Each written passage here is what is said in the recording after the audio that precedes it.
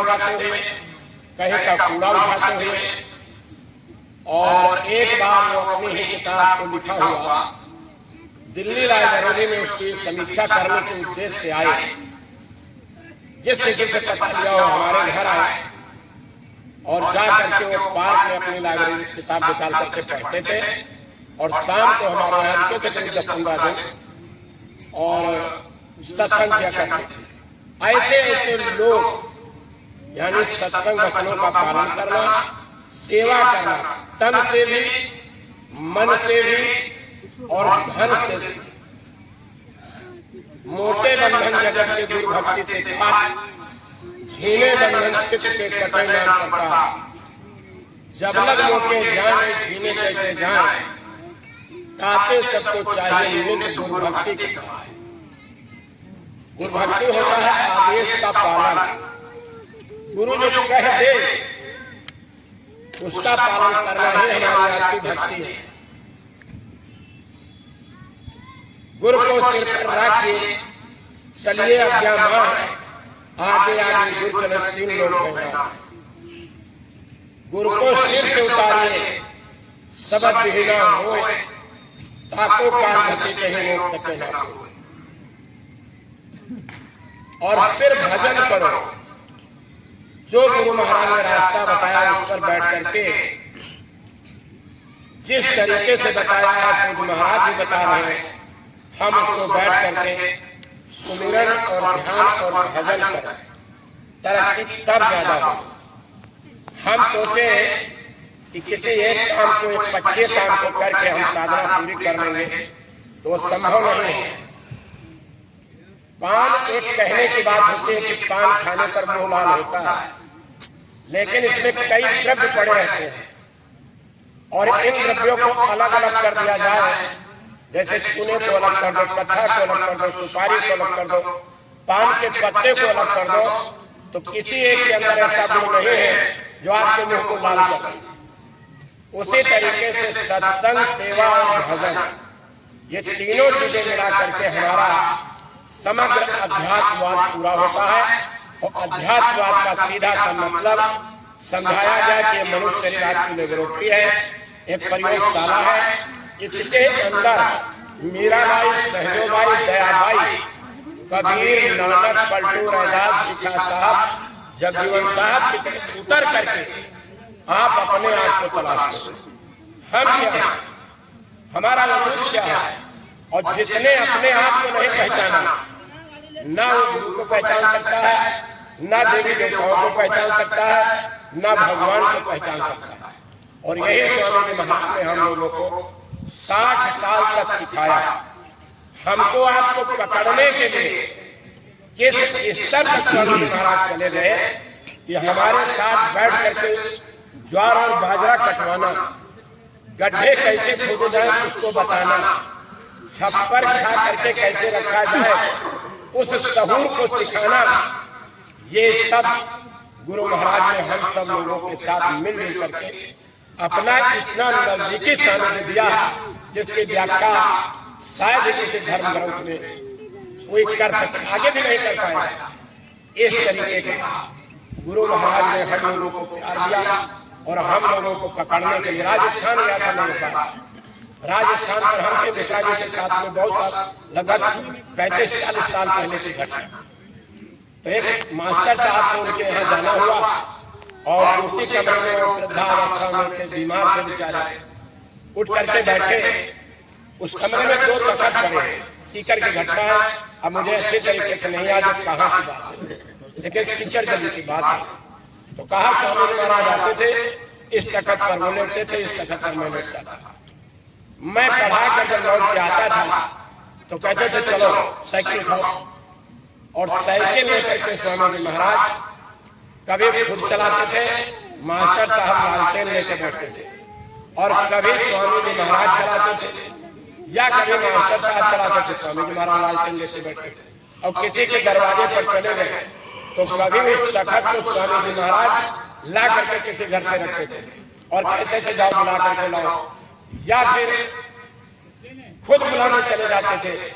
और जब सत्संग शुरू होता था तो कहते थे यही बाबा को गए थे हमको घर से बुलाने के लिए। इन छोटे छोटे सेवाओं को करके स्वामी जी महाराज ने हमको आपको सेवा का सलीका सिखाया।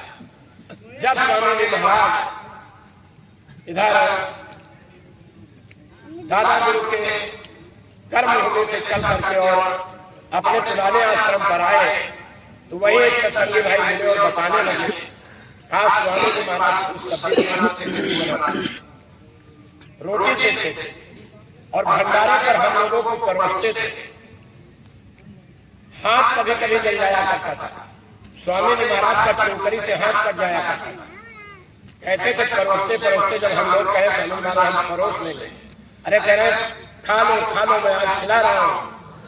अरे वो भीड़ आने जा रही है कि तुम सब लोग परोसोगे और खिला नहीं पाओगे। तो उसी में खाने वाले बैठ करके हंसने लगते थे। स्वामी जी महाराज ऐसा कैसे हो जाए? स्वामी जी महाराज वही टोकरी रख करके हंसते थे। बच्चा तुम क्या जानते हो, हमको दूरबीन से सीखोगे, दूरबीन से। आज पूरा हिंदुस्तान छोड़ दीजिए, मैं समझता हूं कि अगर ये हरदोई की संगत इकट्ठा हो जाए तो दूरबीन से देखें। आज इस हालात में हम लोग खड़े हैं।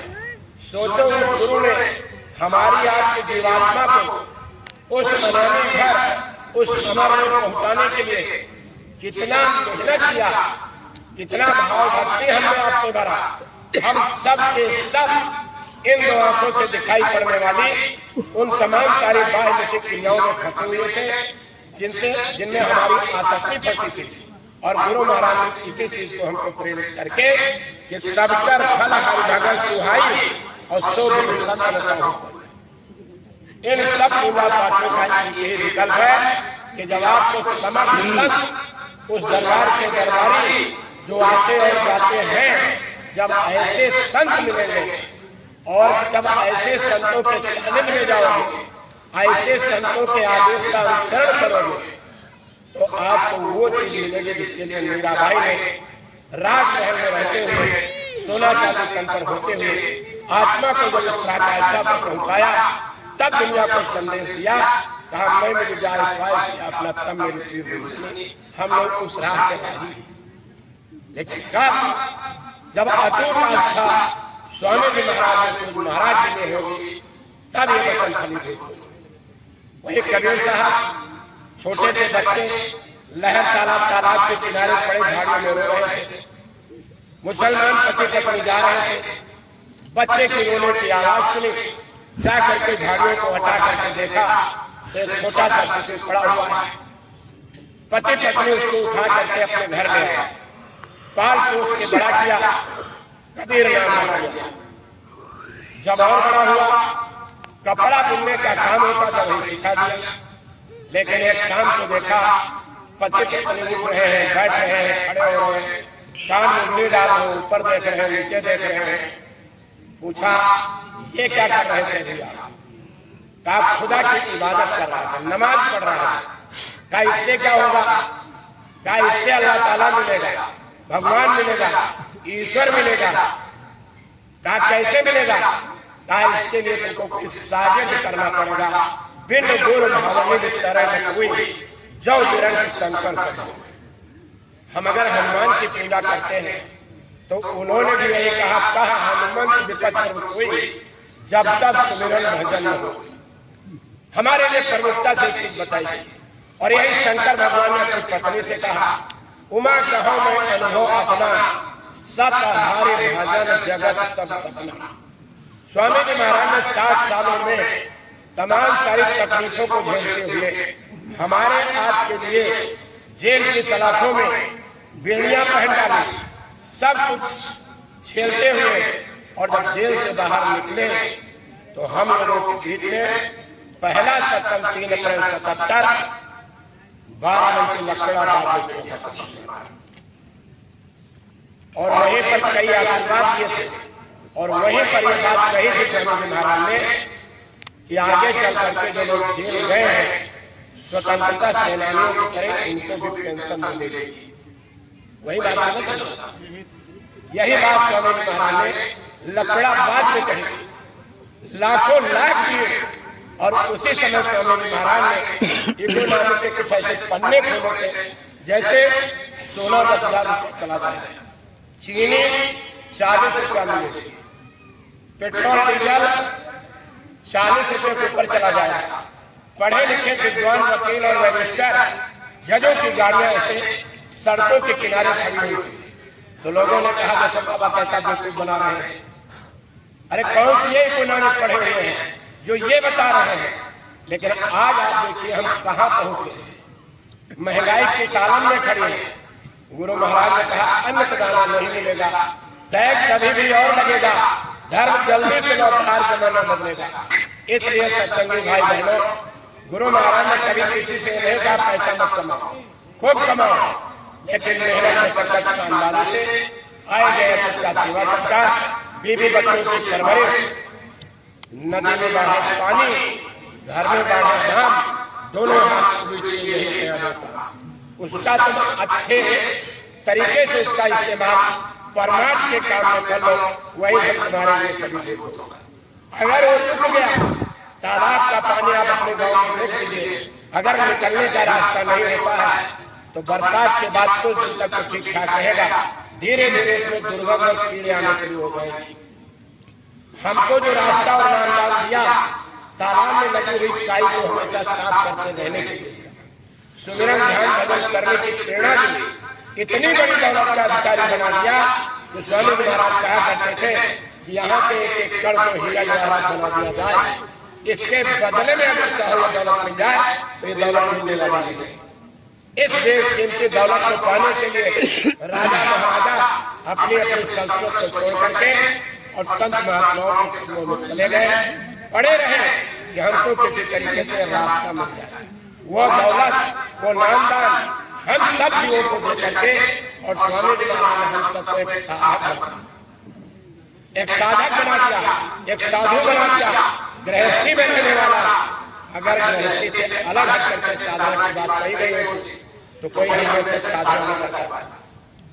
रोटी की जरूरत पड़ती, वही रोटी खाने के लिए हमको समाज के बीच में आना पड़ता, समाज के द्वारा किस तरीके की कमाई की रोटी हमको खानी पड़ती, उसमें साधना न बनती। इसलिए गुरु महाराज ने कहा सुमिरन ध्यान भजन, मेहनत मशक्कत ईमानदारी से रोटी खाओ, आए गए सबका सेवा सत्कार करो, बीवी बच्चों की परवरिश करो, नाम जी जप जागे जोगी, और कुछ समय के लिए विरत विरंच प्रपंच जीवोगी। जो हमने प्रपंच फैलाया है, धन दौलत का, मान सम्मान का, बेटा बेटी का, कुछ समय के लिए विरत होकर के कुछ नहीं होगा। एकांत में बैठ करके इस आत्मा से उस आत्मा सब की डोरी को पकड़ करके उस अमर लोक की सैर करो। इसमें से आगे जाने का तरीका सीख लो, और नहीं तो ये किराए का मकान स्वामी महाराज का, और किराए के मकान की 3 गारंटी होती है। जब कोई भी किराए के मकान को देता है तो पहली गारंटी देता है कि हमको समय पर किराया मिलना चाहिए। दूसरी गारंटी ये लेता है कि इस मकान को साफ सुथरा रखना, और तीसरी गारंटी ये लेता है कि जब हम कहेंगे इसको खाली करना है तब आप खाली कर देंगे। लेकिन हमारी आज की आसक्ति उससे इतनी जुड़ जाती है कि हम लोग इसको खाली नहीं कर पाते। और यही महात्मा समझाने आते हैं कि माँ के गर्भ में आपने वादा कर दीन दयाल विरसम भारी हर नाथ मन संकट। आपने वादा क्या किया माँ के गर्भ में, उस वादे को याद दिलाने आते हैं और ये बताने आते हैं कि किराए का मकान है, जीवात्मा बैठी है, श्वास रूपी किराया दे रही है, श्वास रूपी किराया देना बंद, मौत की सहजादी से खड़ी है।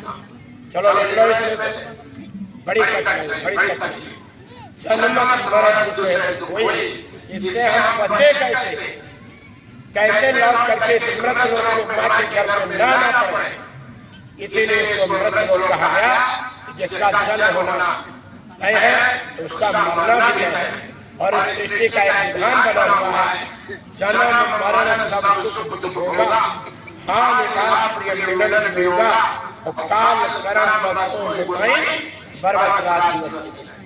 जैसे जीवन में रात दिन का होना निश्चित है, वैसे यहाँ पर जन्म लेना मरना निश्चित है।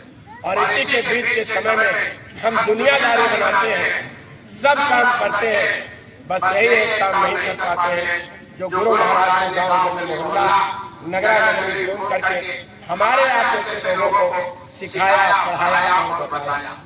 बहुत छोटी सेवाएं करा करके हमारे आज के जो दैनिक सेवाएं थी, इन सेवाओं को गुरु महाराज ने कहा तुम हमें दे दिया करो, हम तुमको अच्छे काम में लगा दिया। यहाँ जो लोग बैठे सुन रहे हैं, बूढ़ी माताएं और बूढ़े बुजुर्ग लोग होंगे, सबको पता था खलिहान लगता था हमारा लोगों को। खलिहान फसल कटती थी, चाहे गेहूं की हो, चाहे उड़द की हो, चाहे ज्वार की हो, चाहे बाजरा की हो, चाहे चने की हो। और फसल की जब बैलों से दवाई करके अनाज तैयार होता था, हम उसमें से अपनी हिस्सेदारी निकालते थे। भले ही थोड़ी देते रहे, ये बढ़ई की है, लोहार की है, ये कहार की है, नाई की है, ये खुद की है, वो 10वां हिस्सा हमारा निकलता रहता था, हमारा आपका परमार्थ बनता रहता था। लेकिन धीरे धीरे धीरे धीरे हम इन सब चीजों से अलग होते चले गए। बाबा लोग आते थे, अच्छी बातों को श्रवण करते थे, बच्चों में अच्छे संस्कार डालते थे, ये सब चीजें धीरे धीरे खत्म होती चली गई। आज हम एडवांस की उस दुनिया में चले आए जहाँ छप्पर से उठ करके खपैर में और खपैर से उठ करके हम 10 मीटर में आ गए और उसी तरीके का बुद्धि और विवेक हो गया। पहले के बच्चे पैदा होते थे तो उनका खेल खिलौना भी पढ़ाई से शुरू होता था, लेकिन आज अगर बच्चे पैदा होते हैं तो मोबाइल की दिखाई से शुरू होता है। मोबाइल की दिखाई से शुरू होता है। गर्भ में संस्कार, सब कहते वैज्ञानिकों ने भी सिद्ध किया कि माँ के गर्भ में, माँ के खान पान से, माँ के चितवन से, माँ की जो आदत है उन सब का असर बच्चे के ऊपर पड़ता है। इसलिए बहुत मोटी सी बात हम लोगों को ये समझनी है और जाननी है कि हम उस दौलत के भागीदार हैं जो परम पूज्य स्वामी जी महाराज ने घूम घूम करके और खुले मन से इस दौलत को बांटा। कोई बांटने में कोई कसर स्वामी जी महाराज ने नहीं रखी। इस दौलत को इस तरीके से दिया। स्वामी जी महाराज ने कहा बच्चा करोगे तुम्हें मिलेगी, नहीं करोगे तो हमारी दौलत लौट करके हमारे पास चले। कहते थे नहीं कहते थे। और सबसे बड़ी चीज, सबसे सरल और सबसे आसान, किसी भी कीमत पर किसी भी व्यक्ति को बचने का मौका नहीं दिया। आज देखो 2-2.5 घंटा, 2-2.5 घंटा फिर कहा नहीं कर सकते हो, तुम्हारे पास समय नहीं है, खाना खाकर 4 भाई पर जाओ तो बैठ करके कर लिया करो। अरे भाई थोड़ा समय हमें दे दो। और कहा अगर वहां समय नहीं दे सकते हो तो टट्टी में बैठ जाओ और टट्टी में बैठ करके सिमरन ध्यान कर लेना। और वहां समय नहीं दे सकते हो तो तुम्हें और जानवरों में कोई अंतर नहीं है। किसी नाली का चुल्लू पानी में जाना, ये स्वामी जी महाराज के। और कहा 1 मिनट मजदूरी करोगे 1 मिनट की मजदूरी ले लो, 2 मिनट करोगे 2 मिनट की मजदूरी ले लो, 3 मिनट करोगे 3 मिनट की मजदूरी ले लो। वो मालिक हमारे, वो दाता दयाल, हर परिस्थिति में हर हाल में हमको आपको धन का धनी बनाना चाहते थे, जिस ढंग से सबकी दूरी मिले और बैठ नैनीताल के प्रवास में परम पूज्य स्वामी जी महाराज ने चिट्ठी लिखी और उस चिट्ठी में लिखा था सेवक सेवक अध्यक्ष उपाध्यक्ष और ये सब टीम बना ले, एक सत्संगी को नाम पता जोड़ के लिखे और भजन घरों की स्थापना करो और भजन घरों में सब लोग इकट्ठा होकर कम से कम 24 घंटे में सामूहिक सिमरन ध्यान भजन एक बार सब लोग। चिट्ठी आई थी नहीं आई थी? ये चिट्ठी सब जगह प्रसारित की गई और कहा कम से कम एक बार करो। तो हम लोगों को भजन घरों की स्थापना करके वो कोई नियम आज भी नहीं बदला। आज भी महाराज जी यही बात कहते हैं, महाराज जी कितनी तपस्या कर रहे हैं, किस तरीके से उनके साथ चलने वाले उनके सानिध्य में जो लोग कर रहे हैं, जरा उनके दिलों के हाल पूछो। किस तरीके से गर्मी पड़ती है, किस तरीके से वहाँ आंधी आती है, पंडाल थोड़ी देर सीधा और बाद में 1 घंटे 2 घंटे बाद तूफान आंधी आ गया, पूरा का पूरा पंडाल ले लिया था। गलती से कपड़ा लगा रह गया या कपड़ा लगा है सत्संग का टाइम हो गया, ऐसे ही लोग रोक देते हैं। कपड़ों के पंडालों में रहना कौन सा भाई आराम मिलता है, कौन सी वहां से सुविधा मिलती है। लेकिन इन सब विषम परिस्थितियों में सेना अध्यात्म को सिपाही बने हुए हैं कि गुरु महाराज का मिशन जंगल तक पहुंचे। वो जो महाराज जी के सानिध्य में, अरे भाई इतनी बड़ी जमात जिसके पास हो वो अपना घर नहीं छोड़ेगा, वो अपना आश्रम नहीं छोड़ेगा, उसी आश्रम में बैठ करके और अपनी संगत का संचालन करेगा। लेकिन इन विषम परिस्थितियों में न सर्दी देखना, न गर्मी देखना, न बरसात देखना, हर परिस्थिति में पूज्य महाराज जी हम लोगों के इस संदेश को लेकर के जन जन तक पहुंचा रहे हैं। हाथ जोड़ करके लोगों से विनय निवेदन करके और लोगों को बुलाया जाता है, एक ही बात, गुरु महाराज की बात लोगों तक पहुंच जाए, लोग अपने को बचा सके, अपनी रक्षा कर सके, और नहीं तो भाई आगे का समय बड़ा खराब आ रहा। यहाँ बैठी हुई संगत से मैं यही निवेदन करना चाहूंगा कि देखिए, परम पूज्य स्वामी जी महाराज ने हमारे जीवन काल में इतना ऊंचा स्थान हम लोगों को दे दिया, इतनी बड़ी दौलत हम लोगों को दे दिया। निज धाम जाने से पहले स्वामी जी महाराज ने पूरी संगत को आदेश दे दिया कि शाकाहार का संदेश, मद्य निषेध का संदेश, सुमिरन ध्यान भजन लगातार करते रहना, कोई कोताही न होने पाए, ये जन जन तक पहुंचा देना। सब लोग जैसे कि अभी कई जिम्मेदार लोगों ने बात कही, बड़ी अच्छी चीज है, इसको जितना सघनता के साथ और जन जन तक पहुंचाया जाए और हर समय हर परिस्थिति के लिए तैयार है। मोटी सी बात है, समय खराब आएगा, बहुत ज्यादा खराब आएगा, इतना खराब आएगा जिसकी हम लोग कल्पना नहीं कर सकते। तो हम अपनी बात को इसी जगह समाप्त करते हैं। जो लोग उपस्थित हैं, बाबा के नाम को जोर के साथ बोलेंगे, जय